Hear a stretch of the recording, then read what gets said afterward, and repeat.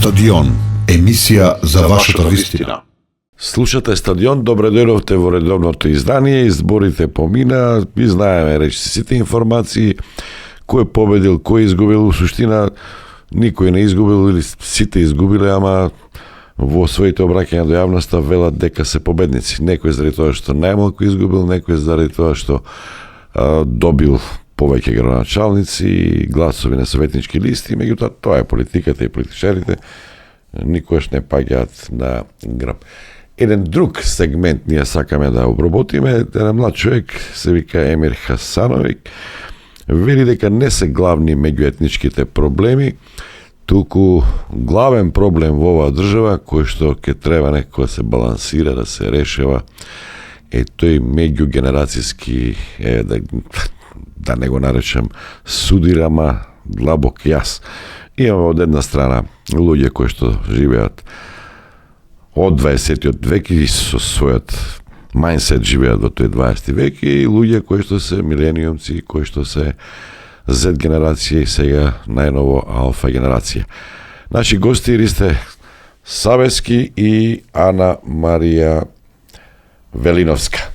Велиновска, постои ли тој меѓугенерацијски јас? Не ве разбираме ние повозрастните, да сте со толку стар, да. Па би рекла дека постои тој генерацијски јас, да секако мислам дека тоа беше очигледно и на овие локални избори. Постои тој јас во тоа, има разлики во тоа што сакаат младите граѓани да слушнат од кандидатите кои што беа на овие локални избори, од политиките, а што сакаат постарите. Исто така има и разлики во тоа како ги восприемаме информациите кои што не се пласираат. Локалните избори се и доста важни во однос на кампањите кои што се водат, така што и тука видовме огромни разлики дека не секој вид на кампања што можеби порано бил прифатлив, сега исто така е добро восприеман од публиката. Така што мислам дека се согласувам, тоест целосно со тој став дека постои генерацијскиот јас. Сега како ќе го адресираме тој во иднина, зависи од политиките што ќе се развијат понатака. Разговарате ли вие со тие од 20 вековци, тие од како разговарате со нив? Како разговарате меѓу себе, како разговарате со нив? Со младите се разбирате или воопшто не разговарате? Цело време сте на мобилни телефони или тоа е мит направено од постарите демек? Не би рекла дека мит, мислам дека телефонот е веќе неопходен дел од нас. Дека е веќе човечки орган. Да, така што дефинитивно тоа не е мит. Дали разговараме? Да, секако дека разговараме. Мислам, поголем дел од луѓето на нашите работни места, еве и од кандидатите за градоначалници, советници, се постари луѓе, така што постари. Сакам да кажам, во генерацијата што вие велите дека доаѓа од 20-тиот век. Така што и да не сакаме, ние мора да разговараме за да функционираме во ова општество. Сега, како разговараме, би рекла, на начин на кој што би можеле да се разбереме. Секоја комуникација би требало да има некако писување. Се обидувате да наметнете нешто, да ги научите еве повозрастните или се унифицирате, се униформирате, станувате дел што е погубно за мене ако е така. Тука доаѓа чувството на немам многу јас што да променам. Чувството на немок дека кај постарата генерација, ке луѓето што се веќе етаблирани во општеството, кои што се на позиции, кои што се можеби не знам, министри, градоначалници, меѓутоа и на пониските нивоа, кои што веќе имаат одредено животно искуство, чувството дека ке нив нешто може да се промени, мислам дека е помало ке помладите генерации, односно немокта дека јас на некого можам да му го сменам мислењето како помлад човек, тоа мислам дека доаѓа од тоа како се перцепирани младите луѓе. Без разлика дали ние велиме дека ќе им дадеме простор и ќе ги прашаме кои им се нивните цели, сепак постои таа стигма дека тие се млади и не толку разбираат и не толку имаат животно искуство.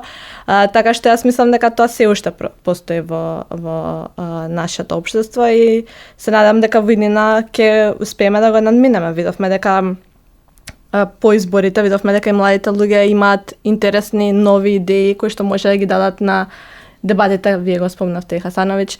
Меѓутоа се актуализираше тоа дека имаме потреба од новост во јавниот дискурс, имаме потреба од нови идеи, а не истите работи кои што постојано се зборуваат веќе децении на нас. Колку беа присутни младите во овие избори? На листите за граначалници веќина и беше 96-та, толку година кога Пенов исто беше носител на советничка листа, беше во градска, кога станал градоначалник, а тогаш е роден кандидатот на левица. Од податоците што ги извадив, 1,27% биле млади кандидати за градоначалник. Што значи тоа под 30 години? Да, до 29. До 29. Да, а 20% од листата за советници. 20% од кандидатите за советници биле млади луѓе. Тоа е недоволно. Може би треба да се стави кај жените во парламентот. Квота? 30% мора да бидат надобитни, ама како за советите веројатно. Имаме вејте во парламентите, ама повторно и жени немаме на списоците за градоначалник. Сега имаме, како што знаме, една жена градоначалник која што е избрана, така што Во Скопје, да. колку тие квоти ни помогнале да го надминеме тој јас на жени на високи позиции, не сум баш сигурна доколку се уште немаме жени градоначалници, мислам. Савески, кој е твојот коментар? Ја најнапред би почнал со ова последното. Убаво што ја имаме бројката од 20% дека млади биле дел од листите, меѓутоа која колку влегле, да не ги ставале на последните. Ако биле отворени листи, можеби ќе било поинаку. Така, баш токму сакав да кажам. Толку младите, се присутни, а не толку добили. Баш така. Младите на овие избори, на избори наназад, многу изборни циклуси, служат како декор.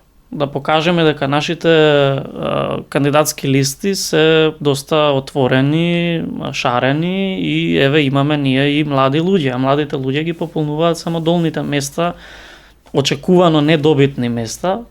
Меѓутоа покажуваме една отвореност, една инклузивност, па младите ги имаме на листите. Така да таа бројка од 20% супер звучи како статистика, меѓутоа гледано подлабоко апсолутно не значи ништо. И како што кажавте, колку од тие 20% имаат влезено или да бидеме фер, колку имале реална шанса да влезат и да бидат дел од системот, да ги променат работите.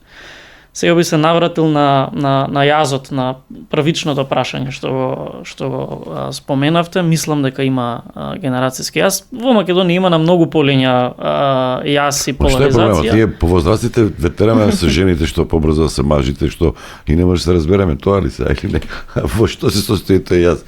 Тој јас... не сме ние толку неписмени. Ние гледаме рилсови, користиме мобилни телефони, нови технологии. Може би недоволно како вас, сигурно. Мислам дека тој јас дефинитивно се должи на технолошката присутност во процесот на образование, во процесот на воспитание на младите луѓе.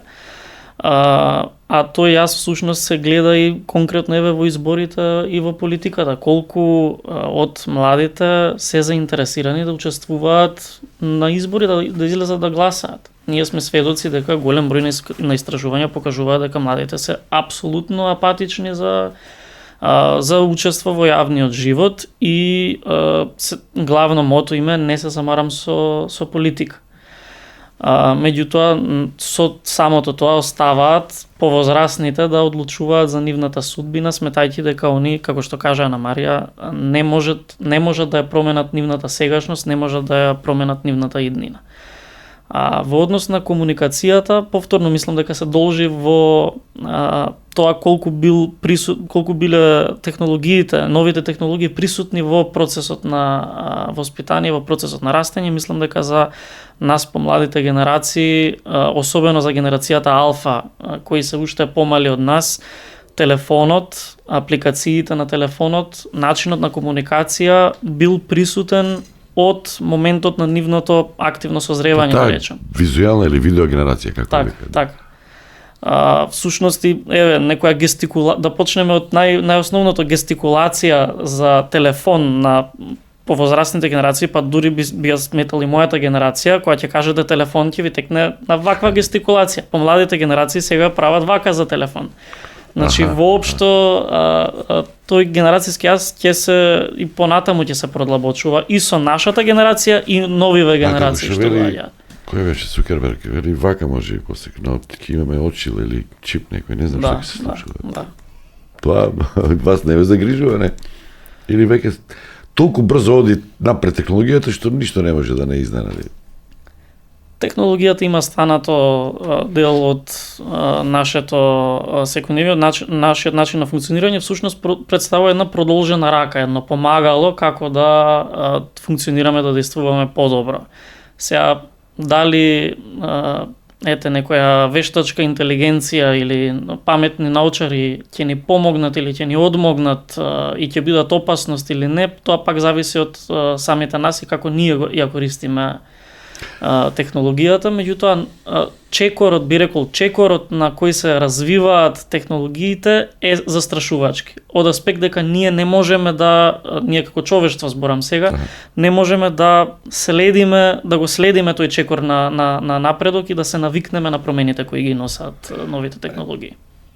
Претпоставам, верувам дека ја владеете македонската поблиска историја на независна Македонија. Имаме тука една интересна контрадикција. Порано, младите многу брзо стануваа не политичари моќни, туку премиери стануваа со 27, 28 години, 29. Сега кога да прашате ќе речат, колку се зафркнавме, требаше тоа што бела коса некој. Заради тоа што млади луѓе без никакво искуство добија шанса да водат држава, заради тоа денеска државата не е на такво дереджи. Имате ли коментар на тоа? И Срвенковски, и Груевски не беше многу стар, Георгиевски пред 30 години бе. Јас не би се согласил со овој став и го имам слушнато во повеќе наврати. Сметам дека така на некој начин ги дискриминира компетенциите на младите. Не го негирам ниту искуството што повозрастните генерации можат да го понудат во управување на државата, меѓутоа не сметам дека треба не искуството на младите да се тргне на страна. Младите генерации се поврзани со повеќе делови од светот, имаат прошетано, видено многу култури, не дека постарите генерации немаат прошетано, меѓутоа можат да придонесат со некој нов метод на функционирање, некој нов метод на работа. Така што мислам дека убаво што им се дало можност на млади политичари, треба да им се дава можност, особено на нови генерации непробани во политика, да се пробаат во политика, да ги променат. Кој е вашиот одговор? Кажат, чекайте, Скопје има 120 милиони, 200 милиони ќе има можеби за некоја година евра буџет. Тоа исто како своји пари, тоа се наши пари.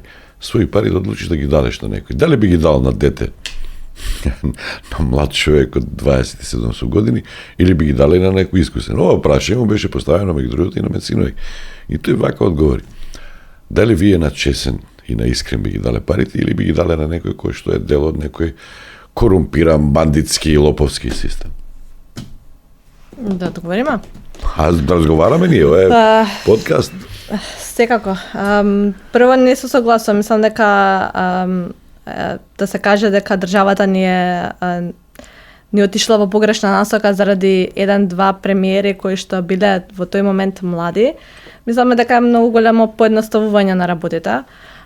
Тука е цел склоп на политички случувања кои што се случувале во последниве 35 години, што довеле до таму кај што сме. Еве во последните колку 10-15 години имаме премиери кои што се повозрастни од претходниот век, меѓутоа еве го видовме последниот извештај на комисијата, така што мислам дека тоа е многу едноличен начин на гледање на ситуацијата и изимање на една карактеристика која што Ристо кажа за како виновна. Дали би му дала на млад човек 150 150 милиони или колку да кажавте буџет, да, доколку се покаже како компетентен да раководи со него. Мислам, Да води метропол, па тоа Њујорчи ни ептен се зафркнал некој така. Колку има тоа сакав да кажам, така, нели, Њујорк е еден од најголемите метрополи во светот. Не знам колку има веќе. Еден од најголемите метрополи во светот, еден од најбогатите градови во светот, моментално му даде поддршката на човек кој што е 34 години. Сопругата е по 30, мислам. Да. Мислам дека тука имаше изјава момдање кај што вели дека нема да се извинам за тоа што сум млад. Мислам дека тоа не може да се земе како негативна карактеристика доколку тој излегол со соодветна кампања, со што ќе направи, со од каде ќе ги добие средствата и кога ќе го направи тоа. Значи тоа е еден вид на кампања кој што водел, кој што е многу јасна и допрела веројатно до поголемиот дел од популацијата, 50% од гласачите го изгласа. Што не се случило до сега колку што знам. Така. Додека кај нас имаме излезност од 46% на локалните избори во вториот круг, така беше. Имавме млад кандидат за градоначалник, и другиот кандидат беше млад, мислам, од двете страни. Во Скопје помало беше, 30 и колку беше во вториот круг? Да, 33-4. Да. Така што имавме повторно два млади градоначалници, па ќе видиме за 4 години од сега како ќе се покаже. Јас друго гледиште имам на работите. Дали би дале пари на дете да ги користи толкава сума. Имаме изградено доволно механизми, сигурно млад човек не може сам да ги потроши тие пари. Значи има еден цел систем, еден цел конгломерат на институции кој е одговорен за финансиите на системот. Сигурно Амар или некој друг млад градоначалник не би можел самостојно да одлучува за средствата, иако тој е начело на самата функција. И сега повторно исто тезата на Марија. Што направивме до сега, што повозрасни луѓе ни ги раководеа буџетите. Направиме паралела со кампањата, програмата на Мамдани во Њујорк и кај нас тука. Кај нас, за жал, се претвори во дискусија, дебата за хигиената, што е срамота и гревата. И мислам дека малку во наративот го сватија тоа, се поправија во вториот дел од кампањата, односно во вториот круг. Претходно многу лесно градоначалникот се прикажуваше како хаусмајстор на општината, на градот. А никој не зборуваше за нешто повеќе, за визија. Јас во сите тие интервјуи што ги правев, прашував како ќе изгледа нешто, дајте додадена вредност, улици ќе асфалтирате, тоа ви е редовна работа, како да менувате долна облека, тоа се подразбира. И свате и после почнаа нешто да нудат повеќе, да го следеше тоа што се случуваше во Њујорк. Да, мислам, што имаше во неговата понуда, што кај нас тука за хигиена збореа нешто? Како дел од разговорот за технологија, сега е многу лесно да ги следиме случувањата дури и на локално ниво во Америка и да правиме некои паралели, иако не би можеле да ги споредуваме Скопје и Њујорк по многу параметри. Сепак се случи да локалните избори тука се поклопат со изборот на градоначалник на Њујорк. Тоа што го видов како разлика е, како што кажав претходно, таму кандидатот за градоначалник излезе неколку пати со најмногу 4 работи кои што ги направи во неговиот мандат. Значи многу јасни, препознатливи работи кои што му се потребни на народот таму. Во Њујорк постојат големи разлики помеѓу населението од аспект на приходи, има високи кири, висока цена на производи, на намирници за храна и така натаму.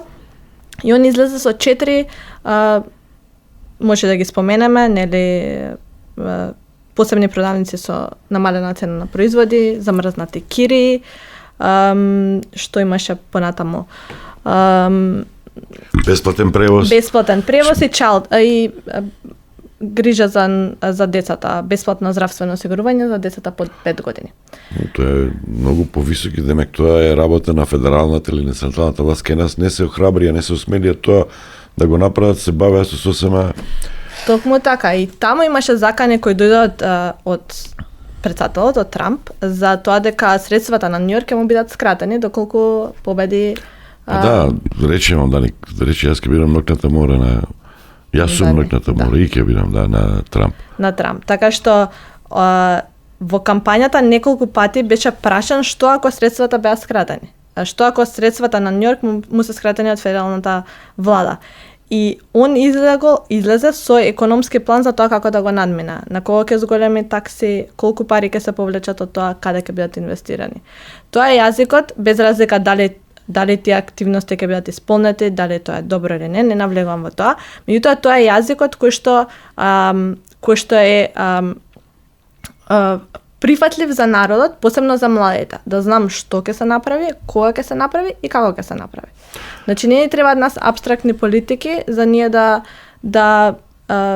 треба да изгласаме некого на локално ниво. Посебно на локално ниво кај што збориме за општината во која што живееш, која што треба да представува една заедница. Тама кај нас за киријата никој не зборуваше за високите кирии. Никој не зборуваше за киријата, тоа е тоа е работа на државата, не врска во општините, градот, они комунали. Токму така. Маркети прават таму црта. А тоа е еден од најголемите проблеми на младите во денешно време. Осамостувањето на младите. Не само киријата, цената на стамен, квадратен, Токму така. Многу млади, јас сум сега во таа фаза каде што започнува заеднички семеен живот, многу млади се во ситуација да се задолжуваат огромни кредити за да можат едноставно да почнат да живеат заеднички или самостојно, тоа е уште поголем проблем во метрополата, во Скопје. Савески, Тетово како е таму? Таму можеш да споредиш Тетово со Реджепи Касами со Њујорк, да.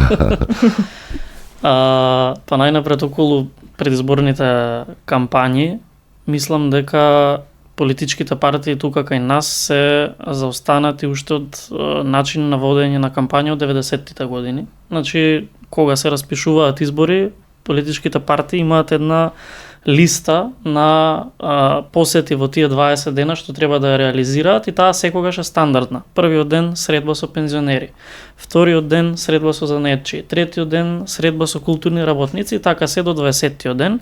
И тоа е исто за секој изборен циклус, за било кои избори, без разлика дали се председателски, локални или парламентарни.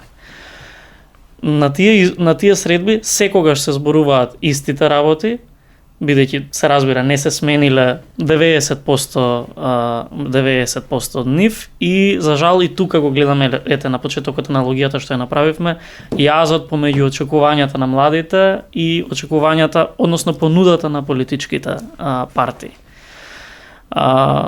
Како е во Тетово, мислам дека има огромна разлика во потребите на младите и во начинот на живење, во квалитетот на живот на младите што живеат во Скопје и на младите што живеат во останатите градови во државата, особено градови кои не се добро инфраструктурно поврзани со главниот град, бидејќи сепак како граѓани имаат потреба да доаѓаат да остваруваат некои обврски во Скопје.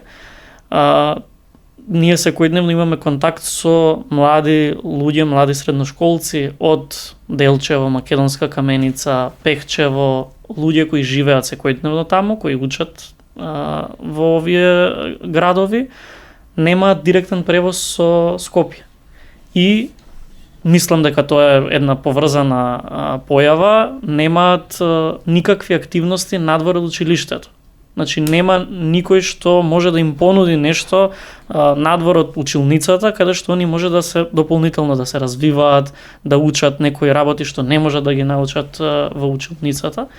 И мислам дека различни се потребите на луѓето во Скопје и надвор од Скопје и кампањата тука и проблемите што се зборуваа за време на предизборната кампања ги наметна самите услови, самите околности кои се актуелни.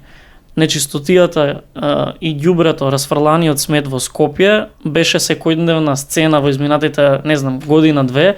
Тоа се разбира дека ќе беше Тоа што велиш го наметна дискурсот на и наративот на партиите, тоа што наметнува, нели мислиш дека беше наметнато за да наметне? Па сега не би навлегувал во тоа дали некој намерно ги предизвикал. Добро, има состојбите. обвинителство, има нека Да, право, че меѓутоа сакат. за жал би констатирал дека политичките партии и политиката е реактивна, не нуди некаква акција, не нуди платформа кај што граѓаните би се активирале и политичките партии да ги насочат, да го насочат движењето на граѓаните, туку реагираат на потребите на граѓаните. Наместо проактивна, реактивна. Ана Марија, кој беше Дани кај нас, кој беше Куомо? Орци или Амар, кој? Инако и Куомо е демократ, да. Да, демократ. И тука пак се враќаме елита, естаблишмент, анти-естаблишмент. Анти-естаблишмент. Да, не би можела да направам паралела, не ја гледам тука, не ја гледам Орци тука повеќе паралелата. личи, нема личи. И Амар Дали личи личи? на Зоран. Тоа што го видов е пристапот не личеше во тој ни на едниот, ни на другиот, ни на Комо, ни на Дани. Зборувањето со заедниците, што им треба, како им треба, пробувањето дури да збориш на шпански зборуваше, не знам, на арапски. Тука не ги видов граначалниците да се прошетаат низ општините, па макар и од општините од кои што се, да поразговараат директно со граѓаните, да поразговараат, двајцата се македонци, да поразговараат со албанското население, со ромското население што го имаме, така што тој пристап на терен не го видов искрено од двата кандидати. Видовме понов пристап во тоа како Левица водеше кампањата со социјалните мрежи. Преку некој вид на рилсови, слики, фотографии, кратки видеа.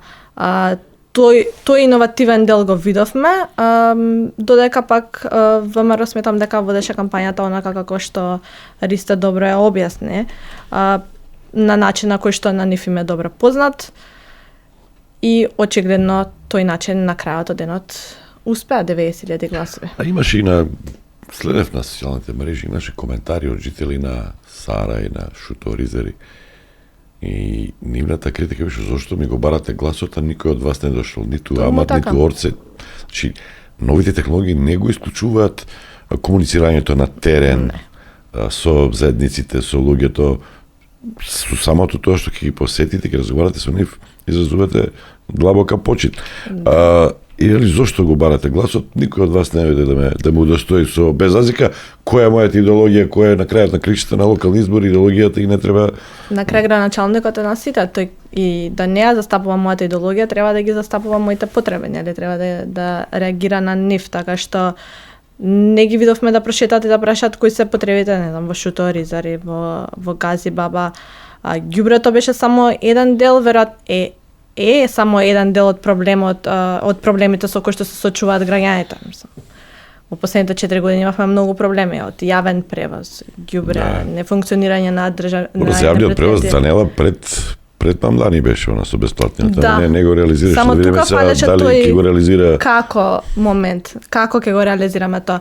Постоеше нели јавен превоз има за сите, меѓутоа како и со кои пари тој дел фалеше. Дали го има тоа акциски план? Да, ке Данела зборам, да, затоа и не се реализираше до крај. Ке видиме и ке Мамдани дали ке се реализира. А зашто не сте малку и вие самокритични? Таа апатија.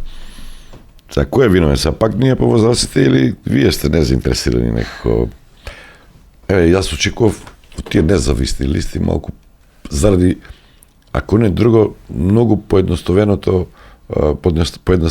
начин за кандидирање, само со 2 подписи, наместо да се собираат подписи, што е комплицирано, па и скапо, да експлодира таа независна иницијатива, тој независен интерес. И очекував, се разочарав, многу млади луѓе, под 29 години, под 30 години да бидат присутни. Тоа не се случи. Кај е вашата самокритика? Зошто не сакате ризик? Сакате, некете, таа контрадикција. Вие зборувате против тоа што го прават и на кое што личат и се однесуваат по старите, а со некои постапки, со некои одбивања, со некоја резигнираност, Всушност и вие личите на нив. Многу. Бидејќи ја почнавме аналогијата со Америка, би нафрел само една изрека што ја користи бившиот американски претседател Барак Обама: Don't boo, vote. Немојте да викате, гласајте. Мислам дека тоа е главната порака, бидејќи јас верувам, како млад човек, верувам дека без разлика до утре сабајле може да зборуваме колку е целиот систем на моменти корумпиран, колку целиот систем не може да вроди со промена. Јас сепак верувам дека најрелевантната анкета, најрелевантниот начин, метод како да ги промениме работите, како да го искажеме својот револт е преку избори. Меѓутоа, за жал, како што кажав, и многу истражувања го докажуваат тоа, дека младите луѓе денес се поапатични, се чувствуваат отфрлени од системот. Зошто? Не сакаат да преземат одговорност? Што? Не сакаат што? Не сакаат. Истражувања покажуваат дека кога се прашани младите дали сте задоволни од начинот на кој се води државата, дали сте задоволни од курсот кој го има државата, не. Дали сте спремни да преземете нешто за тоа, во најмала рака да излезете да гласате? Не. Значи, они ги препознаваат, ја препознаваат или ќе ви одговорат, не ни даваат, не ни дозволуваат. Да.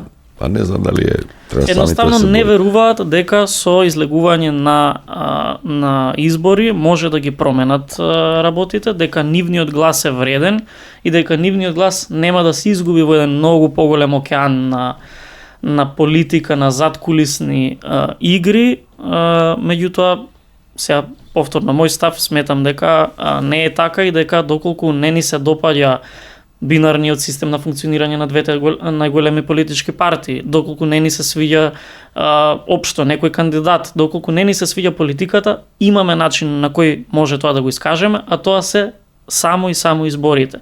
Излезете, направете неважачки ливчиња.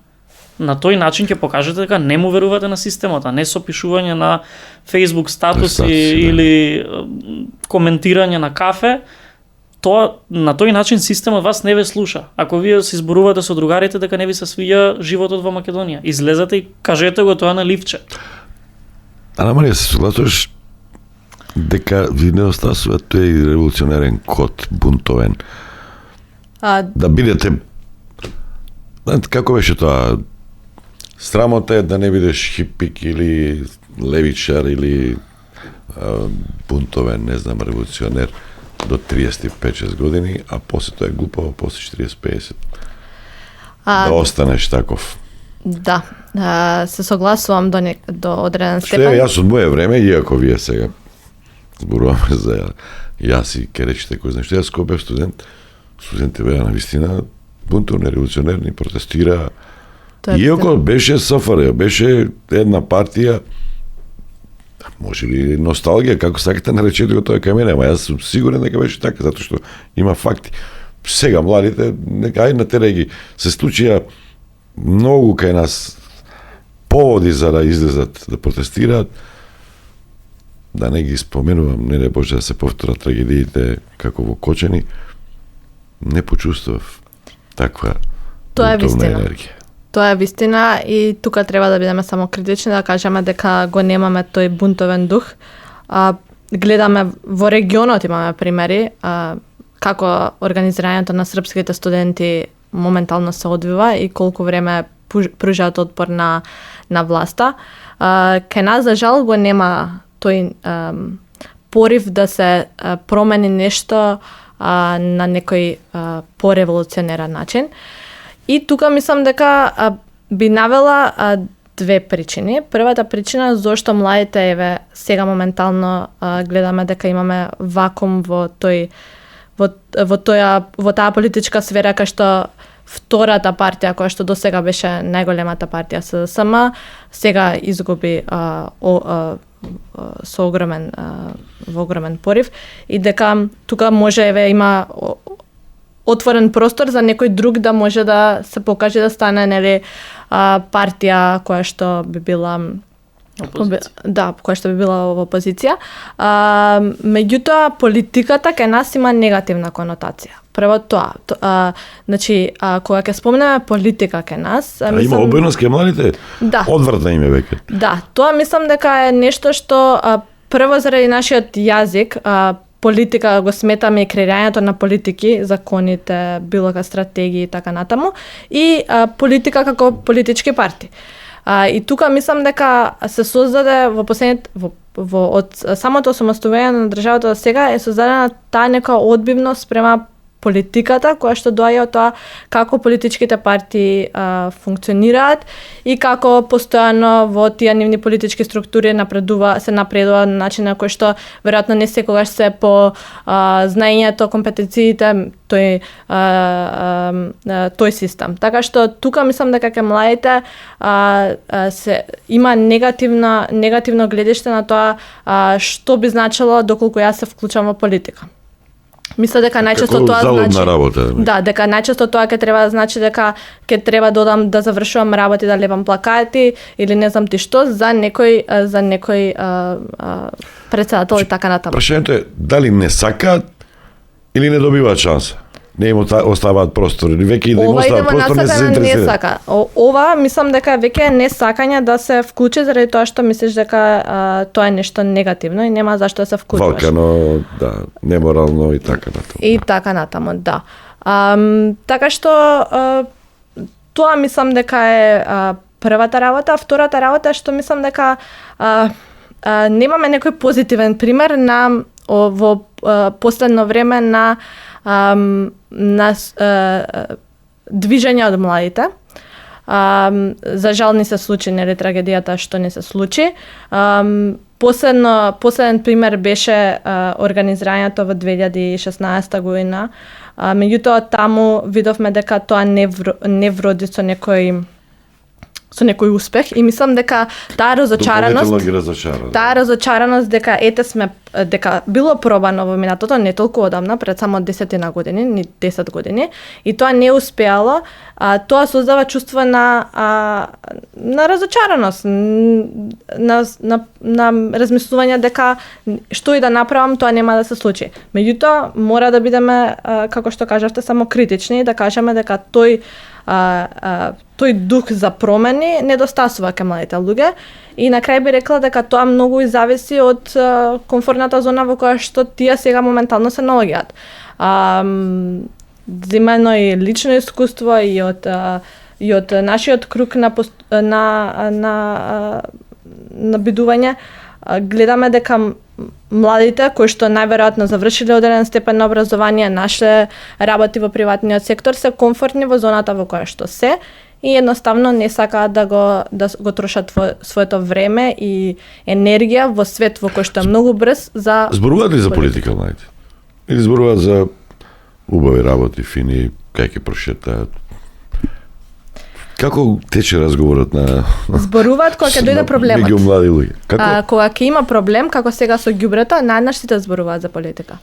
Кога немам проблем моментален, кој што е видлив и е многу базичен проблем, значи ова со ѓубрето, нечистењето, најнаш ги натера сите млади да зборуваат за политика, за да се интересираат која е улогата на градоначалникот, која е улогата на советниците. Локална самоуправа, политички системи. Да, многу од младите не знаат дека советот и градоначалникот имаат еднаква мог во општината. Значи, тоа е неразбирање на тоа како функционира твојата локална самоуправа и се додека не дојде еве како што беше ѓубрето, мислам дека многу од нив не го спомнуваат, не ја спомнуваат политиката и за жал треба да ни се случи да имаме глувци полиците за да се распрашаме кој е одговорен за... Со сите лоши работи и некоја добра работа може ќе заврши тоа, ќе ги разбуди младите тоа. Да, со сите лоши работи треба да ни се случи тоа за да прашаме кој е одговорен за чистење на ѓубрето, дали е градоначалникот или некој друг.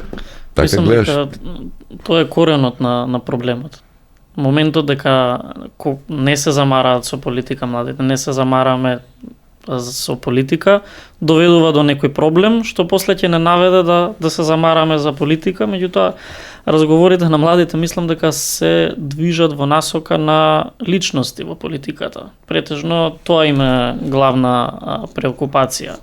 Мицковски, Заев, Филипче, значи само како имиња, само како личности, не се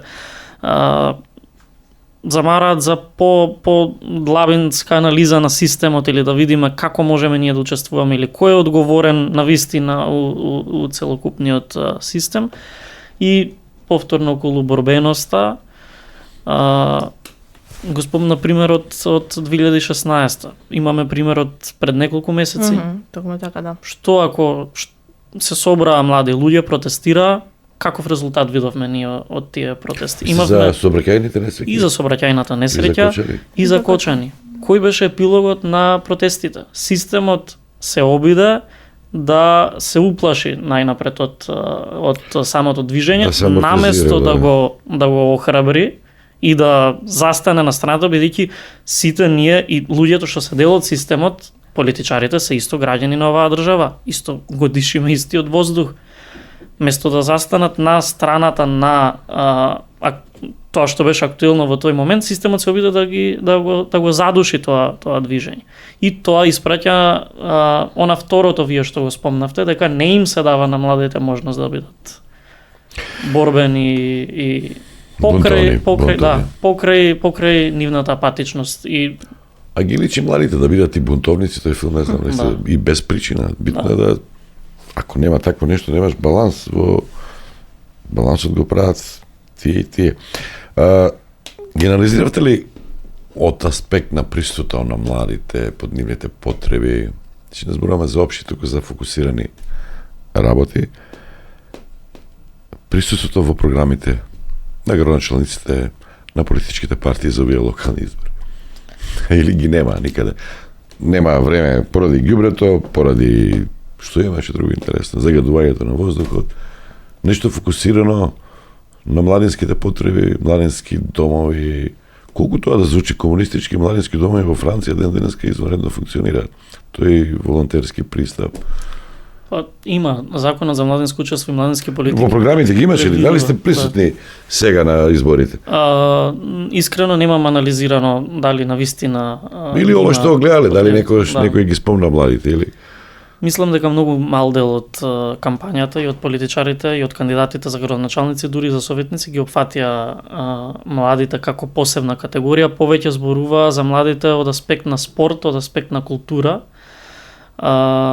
Меѓутоа, ако го видиме законот за младинско учество и младински политики што го споменав, налага секоја општина во Македонија да има локален младински совет и локален младински центар. Па нели правеа тоа? Не се функционални?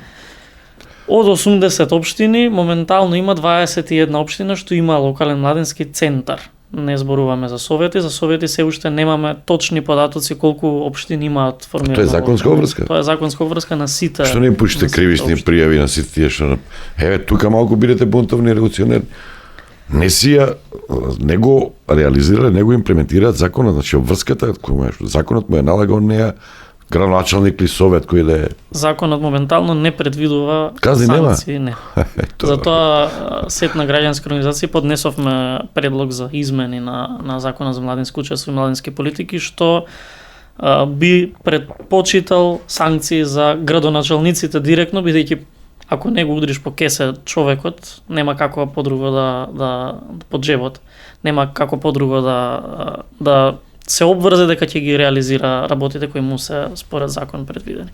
Меѓутоа мислам дека состојбата моментално дека од 80 општини само 21 општини имаат локален младински центар и тоа искрено ако мене ме прашате би запрашал под кои услови се формирани тие локални младински центри, како дали вистина функционираат или само се на хартија. Дали се департизирани, дали е чадор или е кој е на власт тој. Следејќи го тој податок, мислам дека истото се преточи во кампањата. Имате ли податоци колку за младите е атрактивна политиката? За овие понови сега најнови генерации. Порано беше, сега според тоа што го слушам, некои имаат одбојност. Кои се нивните идоли, фраери се? Спортисти, политичари? Кои? Или овие информатичари, Цукерберг, кој беа Бил Гейтс и така натаму, се менували во свеста на младите луѓе тој поглед? Не сме правеле истражувања за тоа колку се всушност прочитав едно истражување неодамна, се уште не објавено, дека 47% од младите во Западен Балкан не се заинтересирани за политика, што е пола-пола, значи. Јас мислам дека се поголем станува тој процент, затоа што имам слушнато од битни луѓе во политичките партии дека се потешко успеваат да регрутираат млади луѓе. Затоа што нема што да им понудат. Идеологија Точно, немаат, да. генерално. Работни места тие не им се. Веќе во јавна администрација не е фраерски да се работи. Токму така, да. Јавниот сектор стана некомпетитивен со бизнис секторот. Младите се повеќе и повеќе сакаат да бидат да работат во приватни фирми кои што им нудат многу подобри услови од тоа што го нуди јавната администрација. Повисоки плати, флексибилно работно време, работа од дома, нешто што не можете да го добиете во јавната администрација и тука не можете да ги купите младите со тоа што порано функционирало и како порано ги регрутирале за политичките партии, бидејќи многу е сменат начинот на живот. Од тука произлегува и тоа што ме прашавте околу дали имаат идоли или немаат идоли. Кој е сега идолот на младите? Светот се движи толку многу брзо со тоа што имаме пристап до огромен број на податоци, до огромен број на луѓе, политичари од цел свет и така натаму, спортисти, музичари и што се не. Многу е тешко да го задржиш вниманието само на една личност, за да таа личност ти стане идол и да гледаш како позитивен пример, посебно доколку таа личност е некаде нели далеко во контекст кој што не е сличен на оној кој што функционираш ти.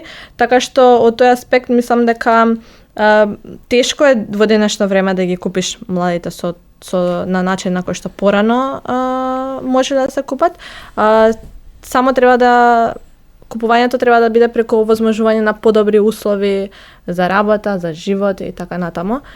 Ние во институтот каде што работам правиме истражувања во однос на перцепцијата на младите за Европската унија. Ете тоа е сега нешто кон што се стремиме веќе 2 децени. И има едно прашање во кое што ги прашуваме дали сметате дека влегувањето во Европска унија ќе го запри силувањето на младите. Пример, најреални по повод на тоа прашање се младите. Они во повеќе од мнозинство од младите велат дека да влеземе во Европска унија нема да запри силувањето на младите. Туку баш напротив, ако влеземе во ситуација со контекст каков што сме сега, без направени реформи, без добар квалитет на живот, младите само повеќе ќе се иселат. Значи тоа би било контра за... Внимавајте како го зборува тоа, да не ги осоколите овие што се антиевропанат настроени. Не, мислам дека за... Речете, еве, зошто да влеземе? Боље да не влеземе за да не си селуваат младите. Мислам дека треба да бидеме реални, дека за да влеземе треба да бидеме спремни да влеземе, дека треба да имаме прилично високи. Не треба да бидеме да ги исполнуваме сите услови кои што се наметнати и дадени, бидејќи ниту една земја не била целосно спремна пред да влезе во Европска унија, меѓутоа треба да имаме достигнато одредено ниво на стандарди и услови за кога ќе влеземе, да не ни се случи Бугарија или Романија, каде што има масовно иселување на луѓето по нивниот влез во Европската унија. Ана Марија, Ристе, да и понудат да бидете министер за социјала и млади сега, демографија, така? Социјална политика, демографија и млади. Променија, порано беше за труд и социјално. Трудот труд, иде во така? економија, младите Не, некако... труд у економија се. Во економија. Нели беа Агенција за млади и спорт, сега млади од Министерство за спорт го земаа, го ставија... Агенција се ја гина, секторот го зедоја. Ви нудат да бидете тоа или што? Или па директор на Агенција за електронски комуникации или МНАФ, што би прифатиле министер да ја понуди? Не, дефинитивно не. Тоа го слушавме на некоја дебата пред Не некој прифаќате време. одговорност сега. Или под одредени услови би прифатили? Тешко прашање, тешко. Во оваа фаза не, мислам дека тоа што недостасува ке младите сигурно е храброста да се прифати нешто такво. Мислам дека луѓе кои што многу лесно би прифатиле, дека не се свесни за одговорноста и задачите кои што треба што ги носи таа функција. Меѓутоа, може јас не сум од храбрите, не знам, Риста ти. Па јас би прифатил. Одлично. Браво. сега пошто конкретно го спомнавте Министерството за социјална Па, политика, демографија и млади. Сега, може би повеќе пари има во агенција за електронски, таму треба инженер да видите, треба. Не знам сега. Не ме влече. Никаде не влечат треба инженер да комуникација, бидеш. да. А и не треба, да. Не треба никаде инженер да бидеш. Би прифатил чисто од аспект на компетенции, не дека се сметам за најкомпетентен, меѓутоа сметам дека имам нешто што би можел да придонесам во сектор млади. Сега ќе ми затајува, ќе ми заостанува делов со социјална политика и со демографија и до негде, заради тоа што немам експертиза у тоа поле, меѓутоа би се водел од принципот на колективно. Дали на младите има место таму? Како е во регионот? Има посебни, како испадна при реконструкцијата на тој закон и на бројот на владени министерства, тоа така да помине? Подобро ќе беше да биде во Министерство за спорт да остане или какви се искуствата? Искуствата се различни. Имаме примери каде што секторот млади воопшто не е регулиран, имаме искуства каде што младите имаат сосема посебни ресори. Значи имаат посебно Министерство за млади кои се бават со младински стандард, младински политики, овозможување на вработување на млади. Мислам дека ова за почеток е добро, што е препознан секторот млади како битна програмска определба на владата, меѓутоа Министерството е се уште во зачеток, се екипира секторот за млади, се уште трае тој пренос, трансфер од Агенција за млади и спорт во Министерство за социјална политика, демографија и млади, меѓутоа дефинитивно сметам дека местото на младите во институциите, ако не можат институциите да ги препознаат младите, ако не можат младите да одлучуваат, каде на друго место би им било местото? Што е тоа сојуз за младинска работа? Вие и таму сте член на управен одбор. Сојузот за младинска работа е сојуз кој вмрежува голем број на невладини организации, на граѓански организации кои се залагаат за стандардизација на младинската работа. Тоа со задрugите, како? Како? Со задрugите на одредено време што работат млади други студенти или нешто друго? Тоа се младинските работници се луѓе кои работат со млади. Значи кои спроведуваат обуки, кои нудат сервиси за млади, кои значи на било каков начин професионално се бават со млади. Сојузот за младинска работа всушност има придонесено во стандардизација на статусот младински работник и работиме и претходно работел во уште поголема афирмација на младинската работа и создавање на младински центри. МОФ, Младински образовен форум. Време е и тоа да го представиме. Вие сте таму. Тоа е институција со традиција, се етаблира, ама кога ќе кажеме етаблира, тоа значи дека се во некои мирни води, не бранува премногу и... Па не би рекол баш. Посебно не сега. Да, МОВ постои 26 години и го нудиме токму тоа што не може формалниот образовен систем да го понуди на младите. Значи, генерално се нудиме неформално образование за дебата, критичко размислување, правна писменост, младински активизам, новинарство. И имаме изработено голем број на истражувања кои служат како подкрепа за статусот на младинскиот стандард, какви се бројките, во што конкретно живеат младите, студентите, средношколците. Еден статус видов кај Саевски, наместо да навивате да биде поборбена дебатата, вие повеќе ви влие тоа што ви е вокација од едукативен аспект, нели, решавање на конфликти, интеркултура, цивилизација. Јас новинарски сакам повеќе така, мислам да биде на цивилизирано ниво, ама сега ако нема жестокост некој, ако нема спротивставеност, тоа било предавање обично. Па дури предавањата треба да бидат така по околу дебатите ти пречи тоа кога се навредуваат, кога не се почитуваат, кога ад хоминем на лична основа почнуваат да ми пречи, најмногу тоа што како би изгледала сега оваа комуникација која јас вас ви упаѓам во збор и не ве дослушам што сакате вие да кажете и да можам да ви вратам, ама да ви вратам не за нешто 30, туку за нешто тоа навистина што го зборувате во моментот.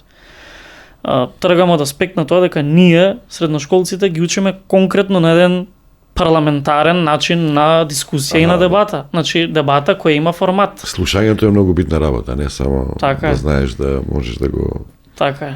да го сослушаш. Значи, ми смета тој наратив кој се налага не само во Македонија, тоа е присутно и од изборите 2016 за председател на Соединетите Американски држави, упаѓање во збор. Тоа представува апсолутна непочит кон соговорникот. Значи, дури да имаме спротиставени позиции, ние сме тука да ги спротиставиме нашите позиции, меѓутоа да се почитуваме како луѓе. Ги гледавте дебатите на локалните или како млади? Јас ги гледам. Многу мене беа досадни, кажам наискрено.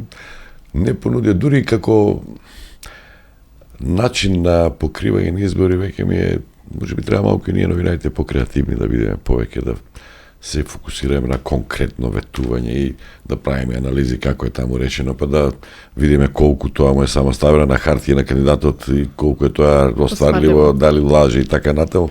А може би треба како фигури форматот да им го видиме што му е интересот, да знаат луѓето со кои ќе си имат работа, дали да му правиме некои тестови, дали лаже или не лаже. Ама ми беа доста, вие гледавте дебати? Некои дебатите, да. Можам да се согласам, не беа нешто најинтересните. Не го задржуваат вниманието. Веројатно, како што кажав, треба да слушаме некои нови идеи, нови перспективи, за да не го задржат вниманието. И мислам дека да, како се прикажува, треба да биде можеби сменето, како и медиумите ги прикажуваат, како ги следат ветувањата, колку од ветувањата се стварливи и така натаму. Дефинитивно и непристрасноста најбитно, значи во една дебата, барем според форматот ние кој го предпочитаме, фасилитаторот на дебатата, оној што ја модерира, треба да биде непристрасен, не да ја подбуцнува, мислам да го подбуцнува разговорот, а не да ги подбуцнува соговорниците и да зазема само еднострано. Меѓутоа тоа е многу битно. Форматот, начинот на изразување, насилниот начин на комуникација никогаш нема да доведе до решение. Имаме ние примери политичариве. Фрлаат чаши, фрлаат пепељари, удираат со чизми на говорници. Тоа не представува никаков суштествен стил на изразување и на комуникација. Ништо не покажуваат со тоа. Ама има една друга, политичарите зашто го прават тоа, веројатно и вие го знаете. Они тоа го прават не за да се допаднат на некој, туку за да го мобилизираат своето членство, односно своите симпатизери, од тие пред избори се некако опуштени така. И да одскокнат од... Јас им имал таква една ситуација со еден политичар пред 15-20 години, што правиш ова, вика, ти немаш поема од политика. После ова јас сега што направив конфликт со противникот, се направивме партал, па имаш и навреди. Почнаа да завриваат енергиите кај моите симпатизери, вика. Пред ова, вика, кој ќе шетав низ Источна Македонија, пред кооперација 5 души дали ќе ме пречекаа. После ова, вика, одма 40 луѓе имаше. Ще треба малку да им пуштиш крвте, ме. Тоа, ја, може би ја не согласувам и што размислувам како тебе, ама барам некоја логика политичка, партиска. Интересна тактика. Интересна тактика. Токму тој го пишувам во статусот. Дали таквиот стил на однесување е диктиран од однесувањето на народот, дали народот така се однесува, или па обратно, политичарите го диктираат таквиот стил на однесување, па после доаѓаме до моменти за предкооперација да ги чекаат со навивање. Правиш разлика меѓу цивилизација и култура. Да. Цивилизација е нешто дадено, така? Што треба да се одржува, да се гради. А култура што е? Не... Култура е она што е материјално, што го создало човештвото со текот на развитокот. Цивилизација колку всушност ние можеме да искористиме културата. Или еден научник кажува култура е да имате тоалет, цивилизација да знаете како да го користите тоалетот. Добро, тоа е веќе сосема различно. Колку има култура кај... Цело време зборуваме за политичка култура. Колку има култура на овие избори? Колку имаш? Мене ми беа, реков, дебатите досадни, некако кротки. Дали беа културни или не, ама што не ми е интересно, другото него ни перцепира. Ана Марија? Колку имаше политичка култура? Па, како што и самиот кажавте, Имаше за тие политички тактики, мака што не знам, тие не би требало да вршат многу работа. Јас сега немам потреба да одам на дебата, јас убедливо водам, ке тепам и нема да се појавам. Имаше неколку, беше шарено. Имаше од едната и од другата партија, и од третата, кој што не прифаќа и избегнува дебати. Да, имаше и неколку ниски удари, неколку користење на личниот живот за препукување, така што така би рекла, да, немам некое експертско мислење на темата. Тоа што го видовме помеѓу двајцата градоначалници, искрено јас очекував дека кандидатите очекував дека тоа ќе биде она јавна дебата која што се најавуваше во парк. Мислам дека тоа ќе заинтересираше многу повеќе граѓани отколку дека тоа повеќе ќе заинтересираше, искрено јас би отишла да гледам. Да, би отишла да гледам отколку дебата на една од најголемите телевизии. Иако и таа траеше доста долго, се кажа, се спомна мал број на проекти, повеќе беше меѓусебно препукување, така што од тоа можеме да заклучиме каква била генерална културата. Со тоа што секако ние сме доста централизирани, збориме само за град Скопје, слушнав на неколку места дека кандидати за градоначалници во помалите места имале доста покоректни излагања и можеби тоа и зависи од големината на заедницата и колку луѓето меѓусебно се познаваат и колку чувствуваат заедништво во сето. Ај сега профилот на Ана Марија да видиме, Велиновска. Скопјанка така. Единбург е интересен главен град на Шкотска. Шкотска е уште поинтересна. Интересно ли ти беше таму? Таму Да. Магистрираш, така? Таму магистрирав како стипендист на британската влада. Јавни политики, да. Тука завршив новинарство. Интересно ми беше секако. Начинот на студирање таму и на образование е многу поразличен од тука. На почетокот се соочив со тешкоти во тоа како се цивилизацијски шок или културен како?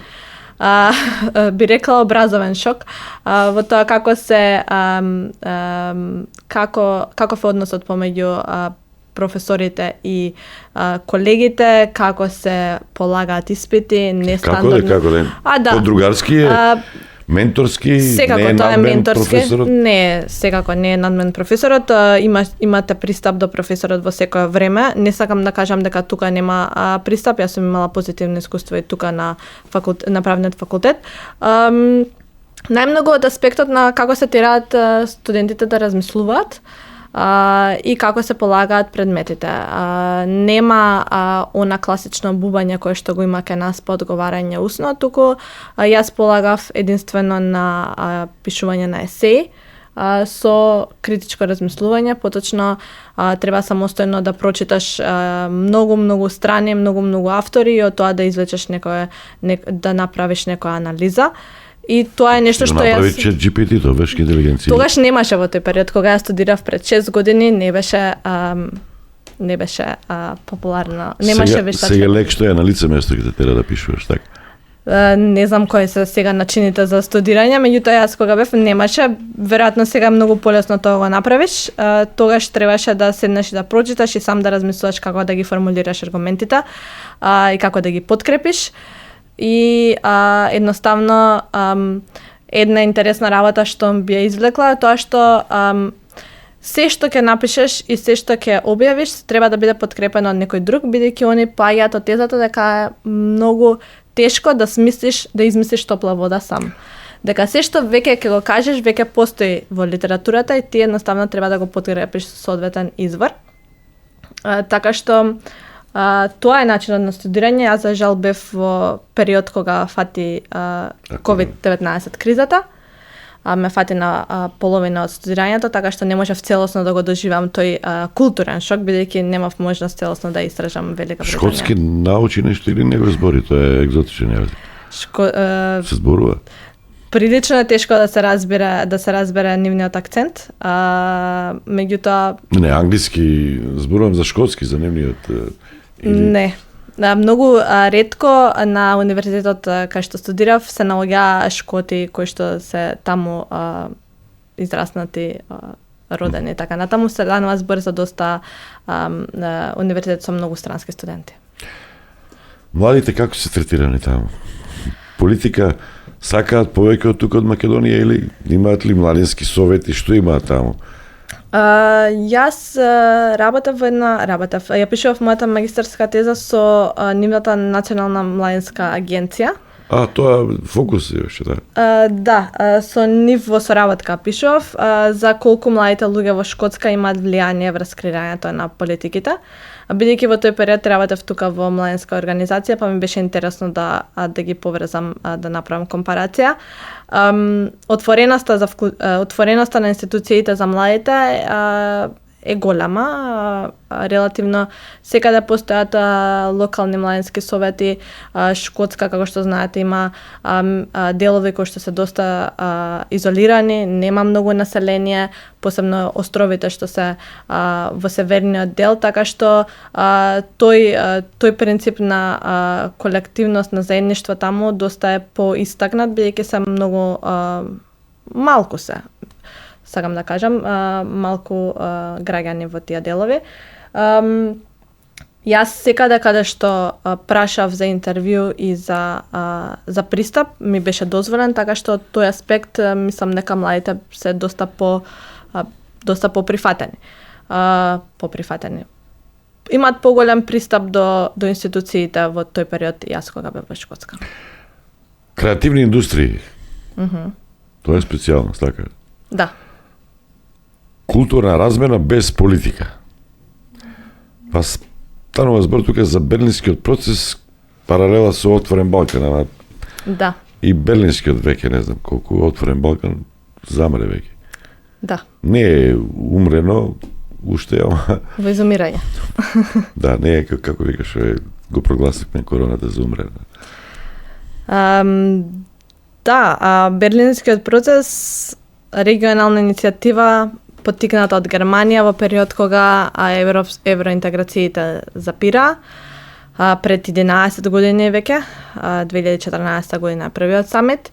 Креативните индустрии се еден начин за како државите меѓусебно да соработуваат во случај на отворени регионални билатерални прашања. Најдобар начин е да ги поврзете луѓето преку културата, преку филм, музика и така натаму, и тоа е начин за како да се... Може да помогне тоа Бугарија, Македонија. Бугарија не е во Берлински, мислам... Не, зборувам за креативните индустрии. Може да, мислам дека најдобар начин по ветото од Бугарија се создаде тој раздор помеѓу двете нации, дека не сакаме ништо што е бугарско, не летуваме во Бугарија, иако порано тоа било доста присутно, така што единствено размената на луѓе, култура, мислам дека може да ги надмена тие политички проблеми кои што се економијата, бизнисот, странски инвестиции, има интересен и тоа специјалност на Ана Марија, има интересен пример сега. Не се сакаат меѓу себе двете општества. Гледам Бугарија, Македонија, мислам сите го гледаме тоа. Ама бизнисот веќе прави на годишни ниво над 1.400.000, 1.500.000 има размена. Да. Бизнисот не секој зависи од атмосферата. Не секогаш. Нашиот најголем трговски партнер е Европската унија. Земјите со кои што граничиме, Бугарија и Грција, се во Европската унија и со тоа тие се нашите најголеми партнери во бизнисот, така што тоа можеме да го искористиме како шанса за спријателување на нациите и мислам дека е добра можност и за развивање на нашите економии секако. Треба ли ги ставиме бугарите во уставот? Што имат? Јас викам треба. Зашто? Би се наврзал само на кратко на ова што го споменавте, што го зборувавте до сега, бидејќи магистерската теза ми е конкретно за влијанието на Преспанскиот договор на добрососедските односи помеѓу Македонија и Грција. И конкретно истражувањето ми покажува дека бизнисот и економските релации постоеле и пред и за време на спорот со името и по подпишувањето на Преспанскиот договор, и дека нема некоја голема разлика. Сега сигурно дека има некои олеснувања со подпишување на останати протоколи после Преспанскиот договор, меѓутоа сведоци сме и општо познато на јавноста дека во самиот спор за името во самите преговори учествуваат бизнисмени. Значи таа бизнис релација, мислам дека па дури до некои односите, релациите меѓу луѓето, меѓу народите, ја надминуваат политичката конотација, политичките непријателства што се наметнуваат во одреден момент. Ова за бугарите не ми кажавте. Зошто да не 3500? Што се они виновни? Што бугарската држава така се однесува кон македонската? Они се жители, државани на Македонија, тука живеат и треба да ги да процира малку. Јас се согласувам дека треба сите народи да ги ставиме, ама така да ги изредиме сите. Односно да понудаме една алтернатива. Имаме долг устав. Да понудаме една алтернатива. Мислам дека е време да престанеме да гледаме на етничкиот, националниот момент, да гледаме малце на некој понапредно ниво на правна терминологија. Дајте да воведеме граѓански устав, каде што не се споменуваат националностите и етникумите. Мислам дека тоа ќе затвори голем број на проблеми и спорови што ги имаме, особено со соседите. Тешко прашање. И за мене и за Да беше лесно, немаше толку да се крева. Ја зашто цело време, зашто па не е потешко прашање ова меѓу генерацијскиот јас. Јас мислам дека меѓу генерацијскиот јас е потешко прашање. Би кажала дека не сакаме во иднина да бидеме повторно блокирани. Тоа е нешто што знаете зашто вака внимателно и вие разговарате? Јас не толку веќе ми се.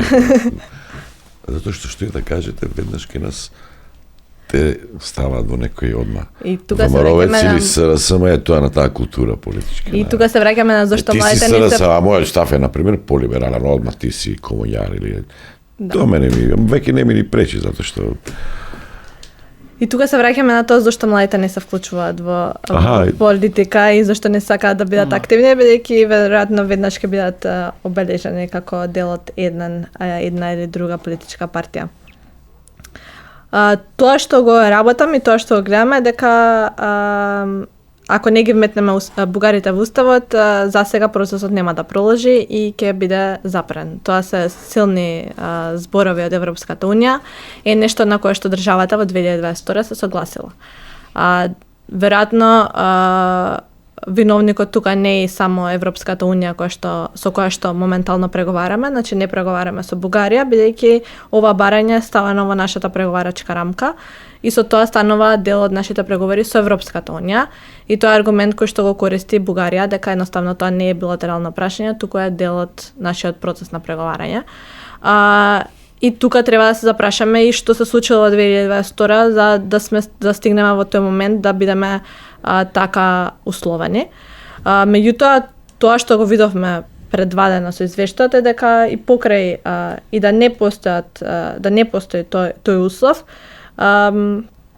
немаме прогрес во реформите на многу полиња. Извештајот се лош. Јас пробав да прогуглам преку не користење на не толку технолошки апликации на AI, меѓутоа доколку го преварате извештајот, 38 пати пишува no progress. Значи на 38 нивоа, а на уште 26 мислам дека пишува само мало подобро. Limited progress, извинете. Никој веќе не се вознемирува и новинарите. Можеме најразлично да го толкуваме тоа. Зошто е тоа така, за разлика од порано. Порано паѓавме во несвест. Да, заради тоа што не правевме сега.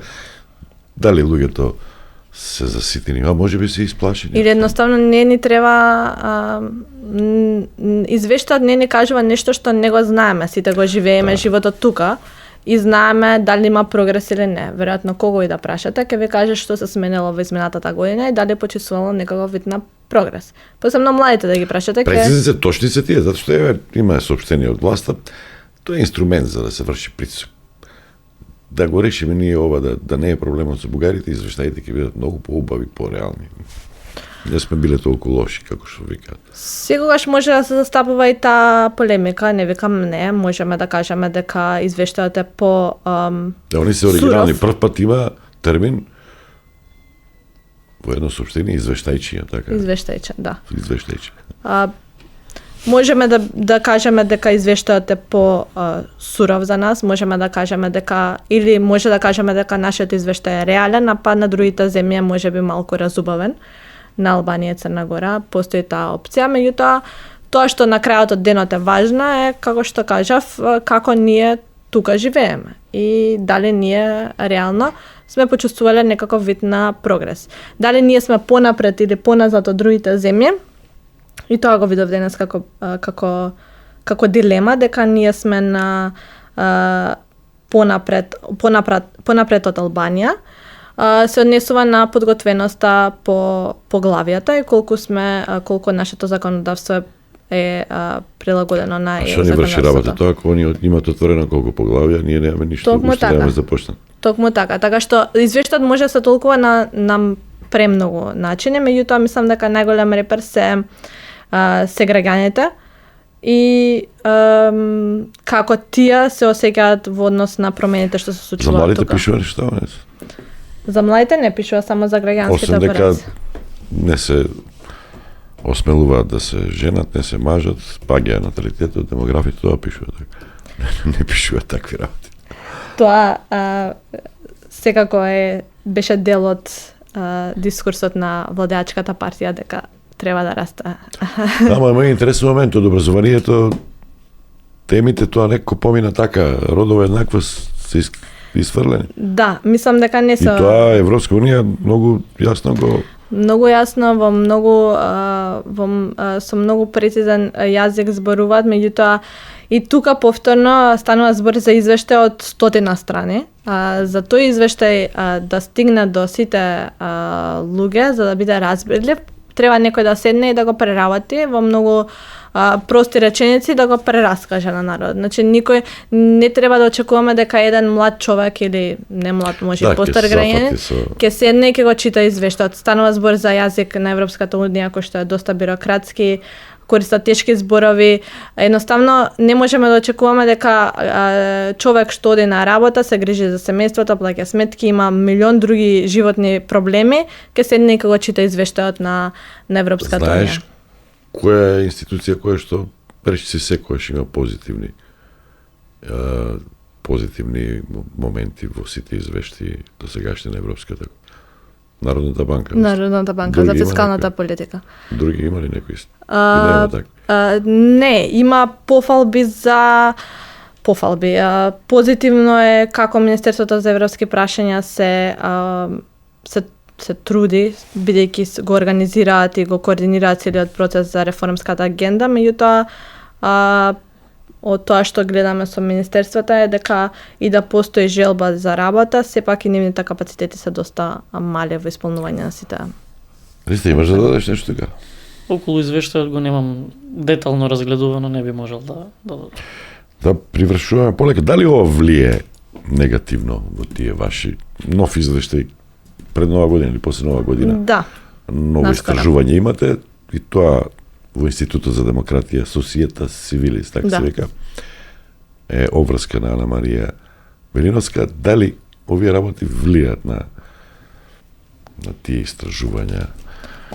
Да паѓа вербата во Европската унија или се уште е многу Довербата. високо, затоа што нема друг избор што да прават, у кога да веруваат? Во Русија, у Кина, у кого? Довербата. У нашата политика се види колку е сад. Да, довербата постепено паѓа. Значи во 10 години на назад Доверба или скептицизам, неверување? Повеќе. Прашањето е формулирано дали би гласале за членство во Европската унија доколку референдумот следната недела. Од 80% пред 10 години, сега 60%. 62 беше лани. Секоја година има пад по 1 до 2%, што е и не толку статистичка грешка. Не е ништо драматично. Јас би рекла дека и покрај тоа што процесот трае 20 години, сме имале многу препреки на патот, мислам дека довербата сепак е висока. Според мене 60% е 62% не е мала бројка на луѓе кои што би гласале за влез во Европска унија доколку им се укаже можност. И тоа се должи на бирократската поставеност на Европската унија. Европската унија е сепак една политичка институција, на сите оние препреки, пречки и претопување на билатералните спорови во рамки на преговарачкиот процес. И мислам дека граѓани на Европската унија гледаат со одреден скептицизам кон Европската унија, а не па ние како граѓани што сме надвор од Европската унија. Европската унија се однесува на ваков начин уште не влезени. Да се разбереме, сум за членство во Европската унија, меѓутоа ги разбирам сите ставови на скептиците кои особено во последниот период се погласни и погласни. Секако. Тој комунитет може многу да ви пречи. Кое е мислењето, веќе кога зборуваме за повозрасни, стари и млади, дека немате трпение, бизнисмените, овие тие по-конзервативни ќе речат, овие младите одма сакат, одма за пари зборуваат, нетрпеливи се, треба да учат, дека немате фокус, дека сакате полесно, без напор, да постигнете, да напредувате. Кој е вашиот одговор на тоа? Тоа повторно би го сврстил во она стереотипно размислување за младите. Не негирам дека, например, нема одреден дел од младите кои има таков вид на размислување. Не читате, немате концентрација, фокус, ви трае колку што трае на рилс, минута, две. Хајде да ви видам сега. Контра прашање со истата аналогија. Дали сите возрастни имаат ист начин на размислување, ист начин на восприемање на информации, ист темперамент, ист пристап кон работите? Одговорот е не. Како и возрастните, како и сите луѓе, сите сме различни, како што кажав, има одреден дел од општеството, од младите што се однесуваат на таков начин, меѓутоа мислам дека не треба да се генерализира и да се ставаат сите млади во исти кош и поради одредена група да трпи цела категорија на млади. Може би фокусот е намален, трпението е намалено, се сакаме веднаш и сега. Тоа е вистина, меѓутоа тоа е животот што го живееме моментално.